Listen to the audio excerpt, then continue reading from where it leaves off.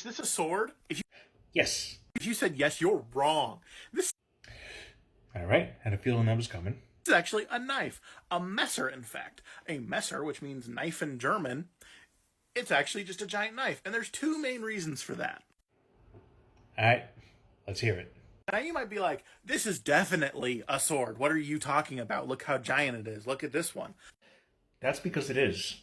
Hi, my name is Dan. I am a historical fencer, instructor, and if I may say so myself, a messer enthusiast.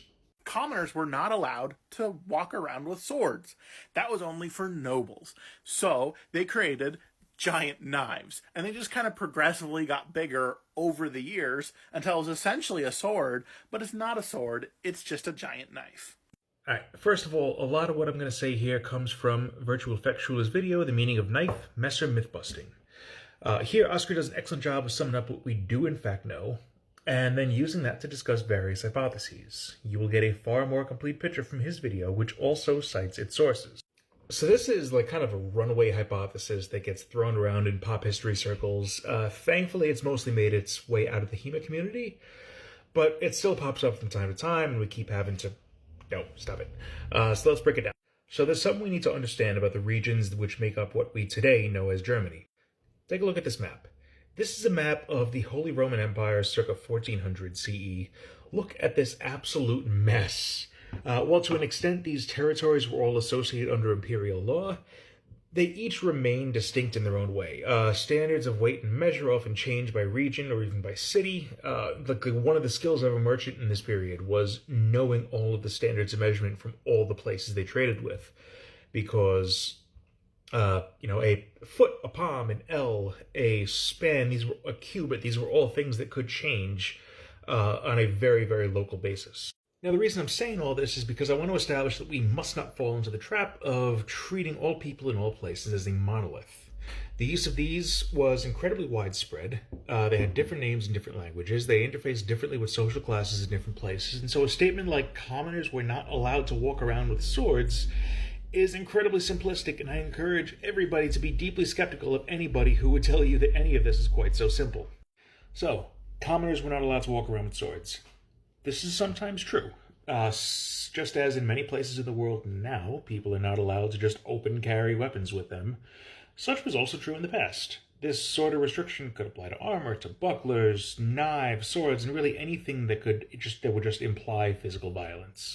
And then some places did permit open carry, and just as modern open carry laws are concerned, you can carry it. It can be out in there for the world to see, but you can't threaten anybody with it. You can't pull it out. You can't brandish it.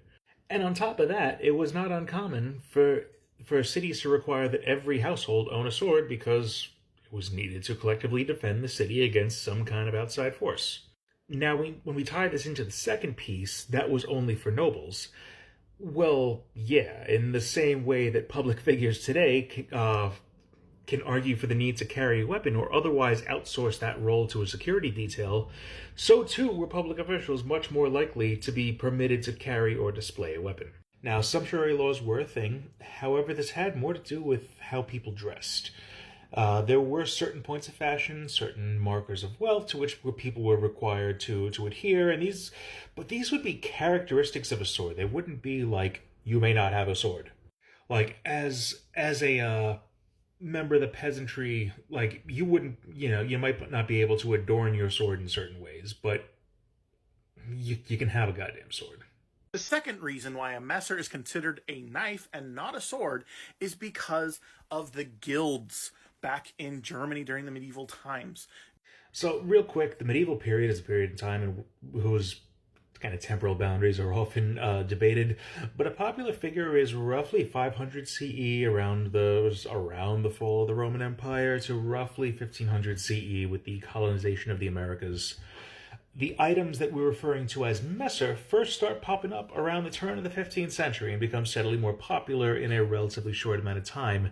So roughly 90% of what we're calling the medieval period, in this case, doesn't see the Messer in any kind of real prominence. Guilds are basically unions. It's where it all comes from. No, not really, no.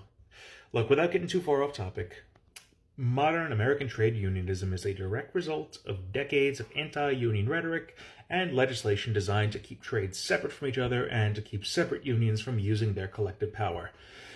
Unions themselves, from their inception, are a means for workers to protect from the owners of industry.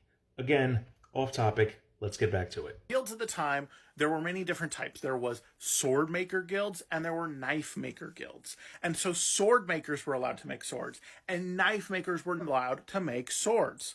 So instead, they made these things that are clearly swords, but they were able to call them knives to get around the different weird restrictions on sword making.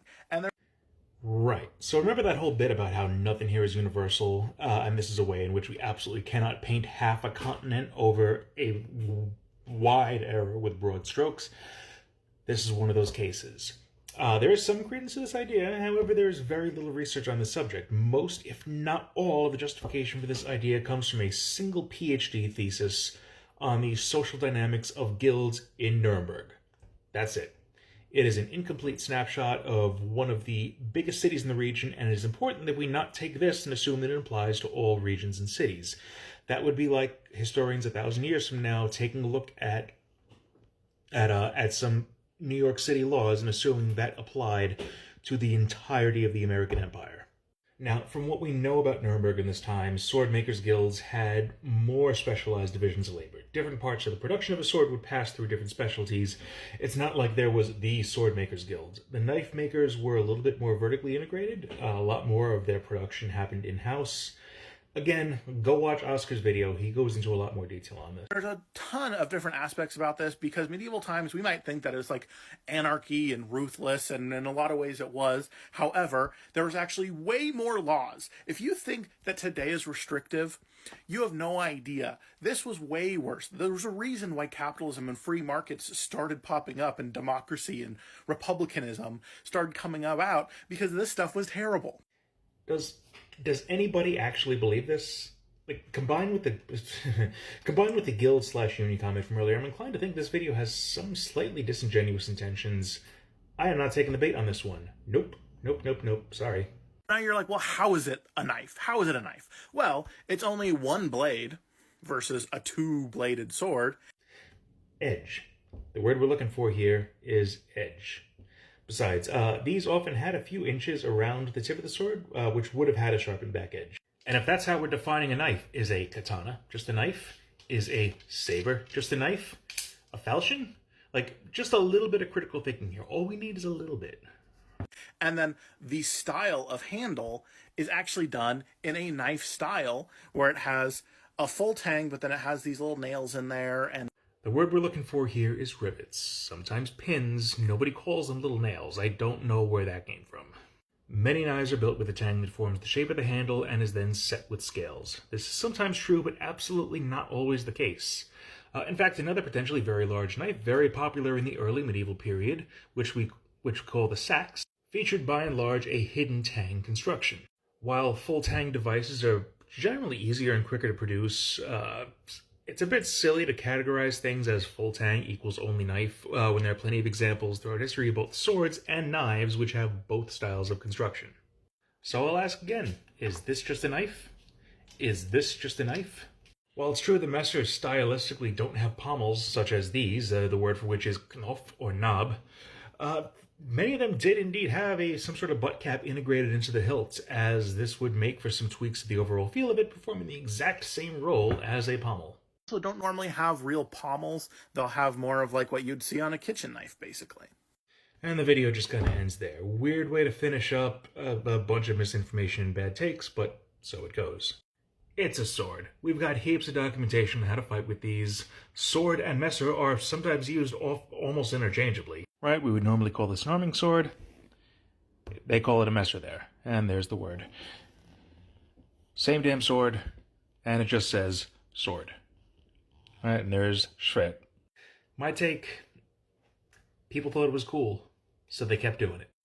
Swords are fashion, they always have been. And if you're still here, thank you for listening, and take care and keep messing about.